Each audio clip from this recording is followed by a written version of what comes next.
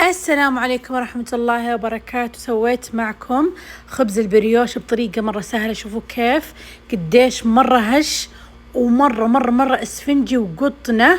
طريقة مرة سهلة ويلا نشوف الطريقة.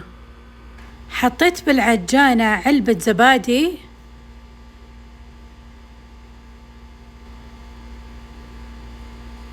وكمان أضيف ربع كاسة من الزيت وربع كاسة من الموية. طبعا لازم تكون الموية دافية عشان تتفاعل معي الخميرة لما أنزلها مع العجينة.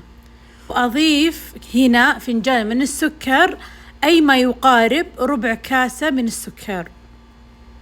ونزلت هنا ملعقة كبيرة من بيكنج بودر وملعقة صغيرة من الخميرة وأنزلها بالعجانة.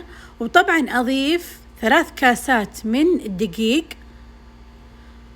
طبعا على حسب الدقيق اللي عندكم. وكمان أشغل عليها وأخلي العجانة تعجن. طبعا لازم ما تكون قاسية متماسكة، تكون شبه سايلة يعني زي كذا. وبعد ما دهنت يدي من الزيت أشيلها وأدهن الطاسة عندي هنا من الزيت وأكورها وأخليها ترتاح تقريبا ساعة ونص. بعد ساعة ونص شوفوا كيف ما شاء الله تبارك الله. بس أبى أوريكم شكلها. شوفوا ما شاء الله كيف طرية وقطنة، مرة مرة مرة لذيذة، اعتمدوها. طبعا دهنت يديني من الزيت وأكورها. طبعا لازم تسوي الحركة كذا، يعني تكورونها ويدخلونها على جوا، يعني لازم تكورونها زي كذا بهذه الطريقة.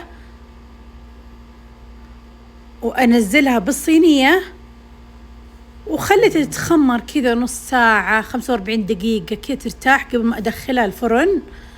ما شاء الله تبارك الله. طبعا حطيت صفار بيضة لازم أدهنها عشان تعطي لون ومرة تكون كذا، حتى الطعم مرة مرة حلو. وكمان اللي تقدرون تحطون سمسم أو تحطون حبة بركة عادي مثل ما انتم حابين. طبعا الفرن أسخنه قبل ما أحط العجينة.